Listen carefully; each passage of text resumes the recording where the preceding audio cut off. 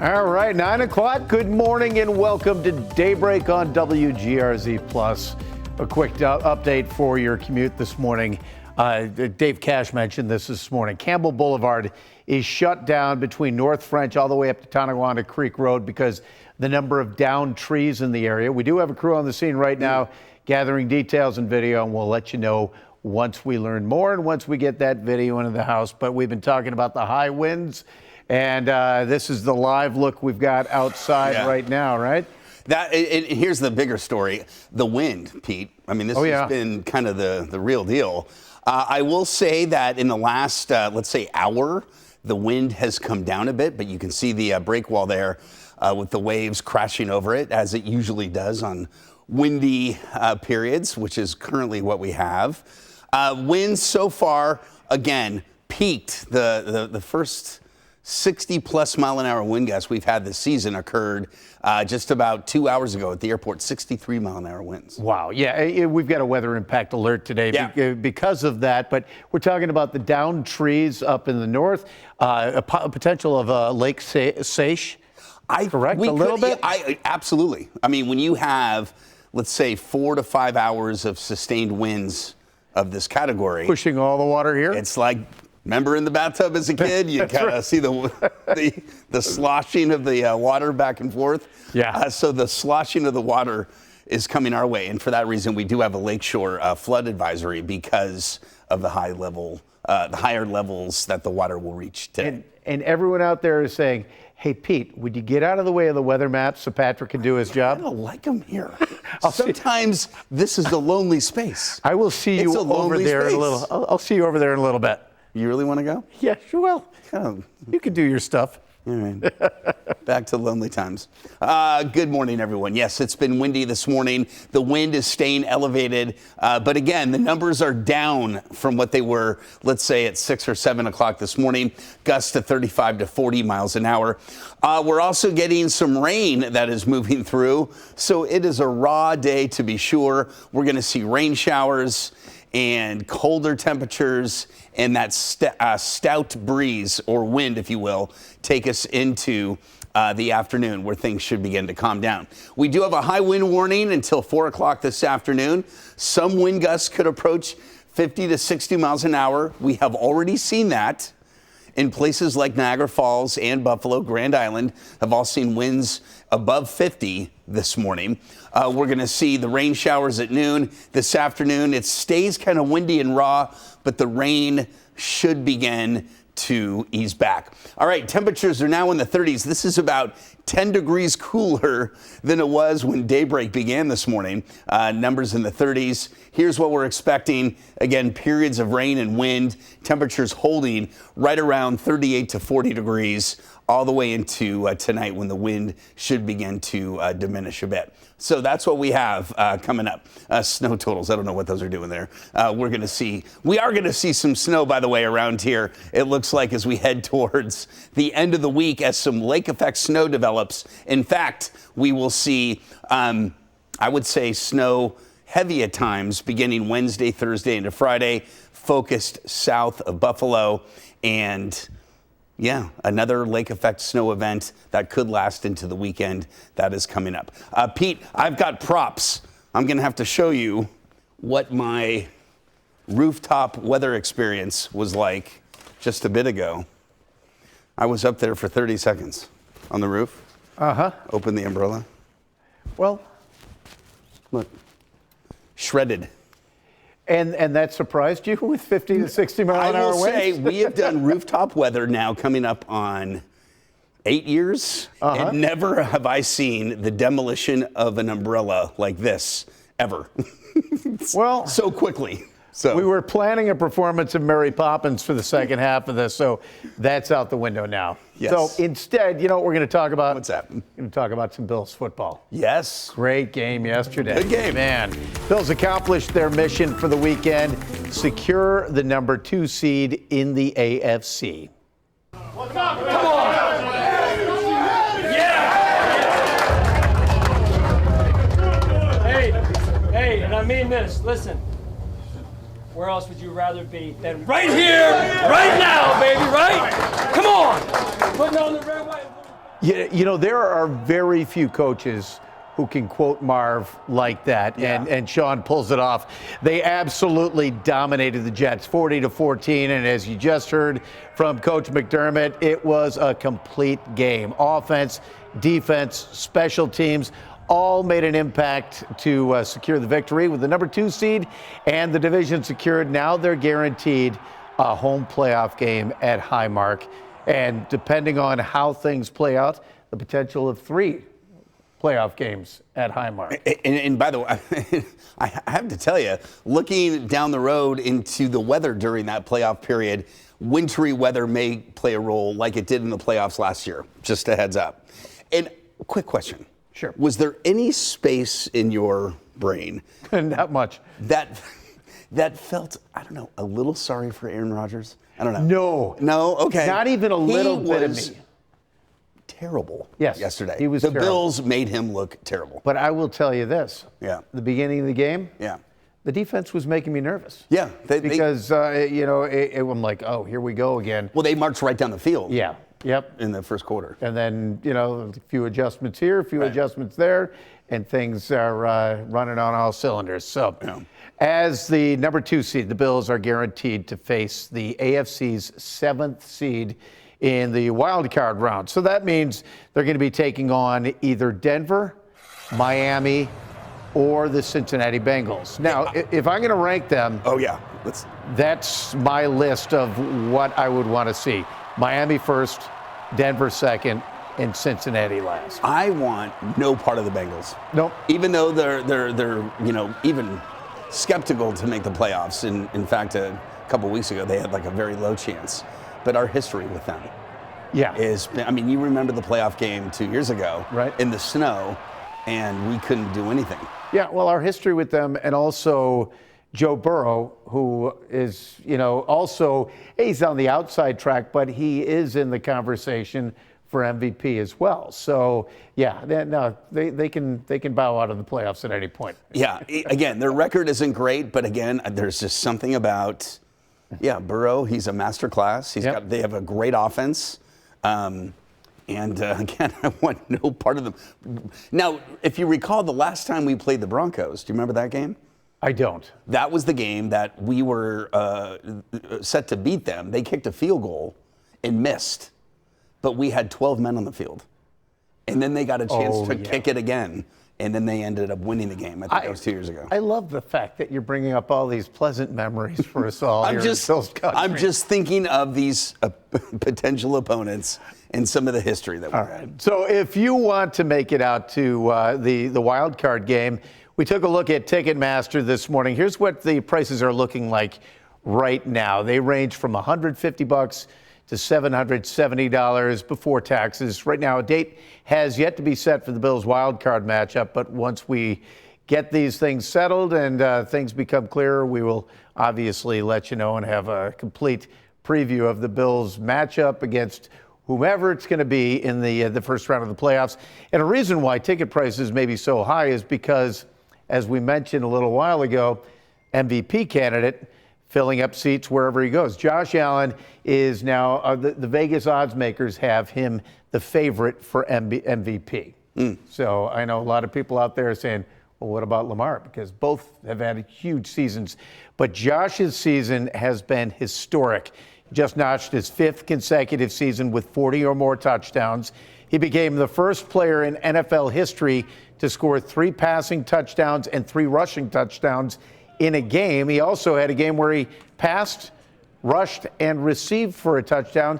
And yesterday, he also tied Thurman Thomas on the touchdown, the rushing list for rushing touchdowns in Bill's history. Now, you may say that, statistically, Lamar has had a better season against Josh's numbers. Depends on what statistics you're looking at. Exactly. You can kind of cherry pick those. Also, you can argue that Lamar, who's kind of the second right up there with Josh, has had more to play with, meaning he's got Derrick Henry. He's got other pieces. We have a lot of pieces too. Right. But he's got more weapons to help his cause. See, because the downside to the everyone eats theory is that there's not one guy that the defense keys on, Right. that frees up things for other, you kind of spreading it around. But when the defense is worried about a beast like Derrick Henry, that's going to open things up for Lamar, and he can throw the ball, he can pass the ball, he can run the ball. He is just a beast. So that may be the only thing that's standing in the way of Josh's MVP season. Jackson has had an impressive year. He just broke Michael Vick's all-time rushing record for a quarterback. He could break the regular season record for the highest passer rating. The MVP award could go either way, but head coach Sean McDermott gave a strong endorsement to his quarterback. In the day, Josh Allen's the MVP. I've been around this league long enough to see MVPs every year for many years. And what he has done on this team, in this organization, in this community, and no offense to anybody else, but I've got a hard time believing that someone's done more. I really believe that. Yeah, and that's a great point to remember, because I think a lot of people are looking at MVP as the league's best quarterback. Right. That's only part of it. It's who is the most valuable to their team. And coach is always team oriented. Right. Rarely does he set aside a certain player and give them their flowers. Right. And that, to me, Give them their flowers. I like that. Yeah. That's very poetic. That's what my kids say. But you know what I'm saying? It's like we've never really seen him take a single player and go, there's no debate. Right. He is the best player. And he goes, I've played with many an MVP candidate, and I've never seen one more deserving than our QB. Yeah. He may say there's no debate, but if anyone has been on social media, there is quite a debate. You've probably taken part in the discussion if you're a member of Bills Mafia that's been scrolling through your timelines. We're going to take a look at some of the comments that we've gotten across over the weekend and this morning. Six Godin writes, Lamar Jackson is playing next week because he couldn't beat the Raiders and the Browns with a 2,000-yard rusher and wide receivers who are first in separation. Josh Allen is sitting next week because he's 14-3 and locked up the second seed. Allen is the MVP. And Allen beat the Chiefs. Yep. He beat the Lions. Right. Two of the best teams in the NFL. There you go. In their respective, the AFC and NFC. So there you go. Yeah, and also this user, who appears to be a Chargers fan, you can see the lightning bolt there. He says, quote, Lamar Jackson is the best player in all of football. Josh Allen is the media's MVP. What? Lamar is the people's MVP. That makes zero sense to me. Mm-hmm. I've heard just as much media love for Lamar as Josh. And I'm going to point something out here, too. What? If Josh Allen is the media's MVP, guess who votes for the MVP? The sports writers. Right. So he is the MVP, if that is your point. Right. Oh, well. This user, Ryan Dangle, took a more conservative approach, saying, quote, I don't care if it's Lamar Jackson, Josh Allen, or Joe Burrow for MVP. All three of them have been absolutely must-watch football. They're incredible. That is a very, very brave stance. One of the things that I loved hearing from Josh is when he was asked, what is this MVP? What does it mean to you, the fact that you're being considered? And then he said, it means that as a team, we're in the conversation for the Super Bowl. Yeah. Well, it had nothing to do with self. It had to do with, if I'm running for the MVP, we must be a pretty good team. And the first thing he said yesterday in the post-game interview is, oh, I don't care about that. Right. So it's, he's got one goal in mind, and that's Super Bowl. And that's what, as a Bills fan, that's what you want to hear. Right. But speaking of Bills fans, before we move on, we want to give a special shout out to a huge member of Bills Mafia. We're talking about Pinto Ron. If you've been tailgating at the stadium, you know who he is. You know his car. You know his saw that he cooks eggs on, the bowling ball shots. Yesterday was his 500th Bills game yesterday, and he's the primary victim of the iconic ketchup and mustard ceremony, and that's why we caught up with him getting cleaned up after yesterday's ritual. My only goal was to do one complete season, and that was my big goal, and I achieved that in '94, and I've just overachieved since then. But I got to admit, getting up to 500 now, even I'm starting to get impressed. I wasn't impressed before, but this means a lot. Yeah, there you go. I mean, have you partaken in some of Pinto Ron's shenanigans? 100%. I've been there. Yeah. I will say I couldn't believe when I walked up to the car and saw that food was being cooked on it, in it, underneath it. Yep. You know, this beat up Pinto. Oh yeah. And it made me reflect for a moment. I grew up in California. Tailgating there was, I would go to Stanford games, and it was cucumber sandwiches and little delicacies and maybe a little Pinot Grigio. Or Chardonnay, if it's not too oaky. Right, maybe some charcuterie. This is a pizza in a toaster oven or on the, and then taking a shot out of a bowling ball. Yeah. And I remember the first time I had done a story with Pinto Ron when I was first starting here. I mean, years ago, and he says, "Do you know I used to drive this thing to the games?" I'm like, no way. No, then so his first game was in '94, right? Yeah. And so now 500 cents. Yeah. Incredible. Yeah. Incredible accomplishment there. All right, the big sports weekend didn't stop there. You know, other Buffalo sports teams are celebrating victories. The Sabres, believe it or not, they're on a 3-game winning streak. They just beat St. Louis 4-2. So they capped off the victory weekend, and they started it off because they beat up on Chicago Friday night. But yesterday, the star of the game, Ukko-Pekka Luukkonen, he made 35 saves, and the Sabres return to the ice tomorrow on New Year's Eve to take on Dallas on the road. Puck drops at 8 o'clock. And the thing that I'm most inspired by with the Sabres, you know, because, you know, they had a 3-game winning streak and then they went on a 13-game losing streak. Right. So, but the thing about yesterday's game and Friday night's game is they had a lead, the other team came back and scored, and during that losing streak, the wheels would fall off and the confidence would go. That nothing happened like that. They kept going and they kept with the game plan and they kept their heads up and kept moving. And the one thing that is a big indicator for me is Rasmus Dahlin. He was in the lineup. He was out of the lineup for most of the skid, back in the lineup, back winning. So Friday night, they had a 4-0 lead, and then it was 4-2. Yeah. And you were like, and everyone was saying the same thing. Here we go. And then all of a sudden, we get a hat trick from Tuck. Yep. And there we go. Yep. But yeah, the panic set in for a moment. But I believe you're right. The mindset has changed. And to take a lead and finish it is huge. Yeah, big weekend in Banditland, too. They were looking, you know, they're looking to three-peat this year. They had the banner raising. They took down Rochester in their home opener, 13-6. Banner raising night on Saturday, just an incredible night. Matt Vince in the net for the Bandits, 62 saves, and Josh Byrne put up 11 points for the Bandits. It was the team's third game of the season, but the players say raising the banner for a 6th championship put on the pressure. I know I've been to Sabres games now, and I catch myself looking up quite a bit now, and to know that that's going to be there forever, it's an amazing feeling.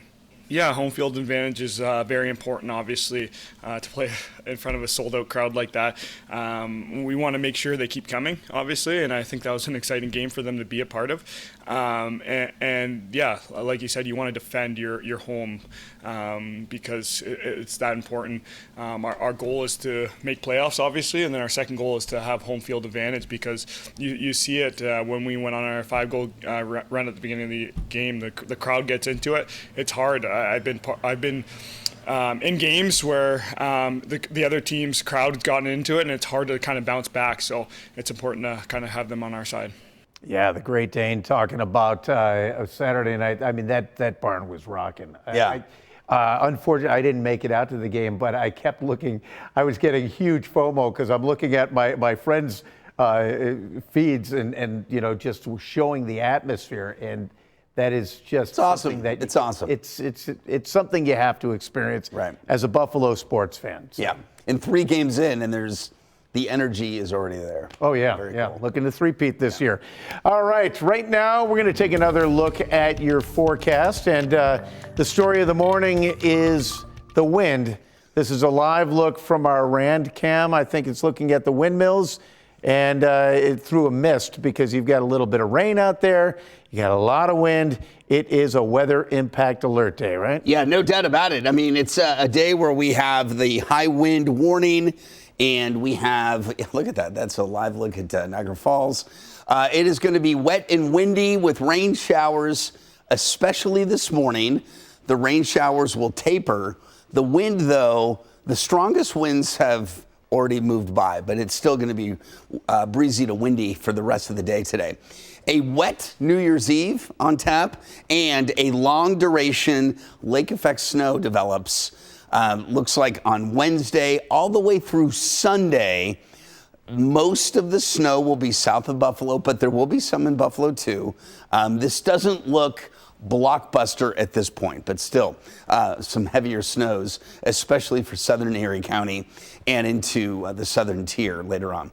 All right, so today the wind and the rain. Tonight, quiet, and then tomorrow, dry weather in the morning, and then it looks like, by the way, are you noticing this? There's some snowflakes. So the rain. You know, I'm seeing people on the ski lift, so I'm not even listening to what you're saying. I wouldn't listen to me either. That's far more intriguing. In fact, you know what we can do? Let's have some fun. Let's take this graphic back, and we can actually see what these guys are what they're dealing with. Oh, it's going to take a while for that camera to load. Darn it. Never mind. We move on. All right, let's take a look at the current wind speeds, and that is the wind gust speeds. 35 to 40 miles an hour, again, off from the wind peak, which was about an hour or two ago.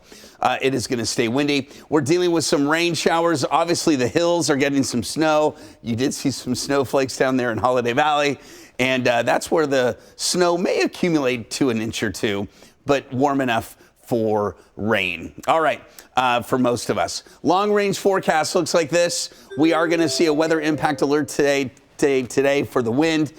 Tomorrow, rain in the afternoon and evening.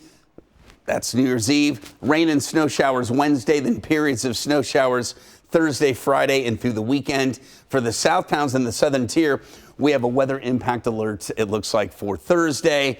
Due to heavy lake effect snow, we may have to extend that into Friday with periods of snow Saturday and Sunday, Pete, as well. Yeah, it's almost like spring skiing condition, except for the wind. So it's make sideways. sure you got the goggles on for sure. Thank you, Patrick. And this morning, another thing we are talking about, much of the country celebrating the life of former President Jimmy Carter. He passed away over the weekend, surrounded by family in his home in Plains, Georgia. Carter was 100 years old. To On Your Side's Dave McKinley has more about how the 39th president made an impact here in Western New York. What's been the best part of your stay? I think the hospitality, the friendship of people here, and making us feel at home. That was Jimmy Carter, some 15 years removed from the White House when he and his wife Rosalind visited Niagara Falls in 1996, a place he'd been to as a young man. Well, I came here when I was a submarine officer in 1951. In Western New York was a place Carter would return to as the nation's 39th president during his single term in office. I think it was October 28th of 78. And he was campaigning for Governor Hugh Carey. David Sherman is the former editor of the Amherst Bee and took pictures of the event. He didn't go into the crowd. He simply spoke at the podium. And as far as I can remember, he simply turned around, stepped down, and got back on Air Force One. Carter was inexorably linked to a couple of major events in Western New York, which occurred during his presidency. The blizzard of '77, for which he signed a disaster declaration that led to the creation of FEMA, and Love Canal, the environmental disaster in Niagara Falls, which led to his signing legislation establishing the EPA Superfund. For all that time that Carter was president, John LaFalce was serving as a congressman from this area. One of the things that I used to love were the dinners that he'd have for members of Congress, where he would stand up there and say, okay, toss questions at me. And the members of Congress would toss the hottest questions they could, the most difficult questions. And he answered them better than any other president ever, at least within my experience. Carter's last visit here as president came in 1980. I remember that date vividly. Demonstrating spryness on his 56th birthday, Carter leaped on top of his limo outside the Niagara Falls Convention and Civic Center to address well-wishers after having signed legislation committing the federal government to 90% of cleanup costs for the West Valley nuclear site and for the permanent relocation of Love Canal residents. It was in the waning months of his ill-fated bid for re-election. On your side, Dave McKinley, Channel 2 News. All right, thank you, Dave. And we're taking a look at some more of Carter's accomplishments. He served as the 39th president from 1977 to 1981, played a key role in the Camp David Accords, which helped stabilize tensions between Egypt and Israel. He also created the U.S. Department of Education as well as the Department of Energy. After his presidency ended, he and Rosalind created the Carter Center, which focused on human rights in 1982. And the couple would spend the next 2 decades trying to find peaceful solutions to international conflict and promoting economic and social development. This led to Carter winning the Nobel Peace Prize in 2002. You know, he is going to go down in history as the greatest ex-president in U.S. history. About 15 years ago, my wife was traveling. She was on a Southwest flight. President Carter boards the plane. Wow. Southwest. He's not flying first class. He's not on there. He's a man of the people. And everybody stood up and he shook, this is her story, everybody's hand graciously. Yeah. Like, it was like, what a gentle man. In one that, you know, his presidency is marked by, you know, events that took place in history. But I mean, that was just like, to me, that summed up who he was. Yeah, and you know what? There are so many presidents that you get divided on politically, Right. But Republican, conservative, liberal, Democrat, and everything in between, people recognize the fact that Jimmy Carter was a great man. Yes. And politics aside, he was just a national treasure. Yeah, I mean, he was kind of the president of our childhood, right? You know? Yeah. I mean, I remember everything that went on, well, kind of. I mean, I was a kid. But to see his legacy post-presidency was amazing. Yeah. And we are also celebrating the life of another flashback from our childhood. A Tony Award-winning actress Linda Lavin died in Los Angeles yesterday because of complications from lung cancer. That's according to the Associated Press. Now, she's best known, people of our generation, as her title role in the TV sitcom Alice. Of course, that was a TV reprisal of Alice Doesn't Live Here Anymore. Right. You know, and she was just incredible in that role, and so many lines that we quoted when we were kids. She was 87 years old when she passed away. Growing up with a single mom, as I did, Yeah. and an only child, which was her character and her son in that show, I kind of related to her in that show. I loved Alice and Flo and Vic Tayback playing the grill man. Mel. And Mel's Diner. Right. I mean, come on. That's who I related to. Well, that was his name in real life, Vic Tayback. Yeah. And then, of course, Flo, Kiss My Grits. Yep. But I didn't realize her legacy in the acting world. In the theater. The theater, right. Yes. It's Absolutely. amazing. Yeah. All right. Well, here's a look at what's ahead and what's happening today that we'll be following. The Buffalo Finance Committee is going to be talking about the future of the former site of Bray Miller Supermarket in downtown Buffalo. Acting Mayor Chris Scanlon is making a proposal that would move the B District Buffalo Police Station into the building for a year while their present home is being renovated. Not all members of the Common Council are on board with that. They say they'd rather see the site used for another grocery store or a restaurant. Council members who are against the move say they can't approve it without getting more details. And new since daybreak, Congressman Tim Kennedy is expected to make an announcement addressing the impact of snowstorms in western New York. According to a press release, Congress will be a part of that effort. Kennedy is making that announcement at 10 o'clock this morning at the Harlem Barn in Buffalo. And the city of Buffalo will be lighting the menorah for the 6th night of Hanukkah tonight. City and local leaders are joining members of the Jewish community to celebrate the holiday. It'll take place at sunset which is about 4:45, and then a 25-car menorah parade will make its way from downtown out to Amherst. Very cool. All right, that's it for Daybreak Plus. Thanks for joining us.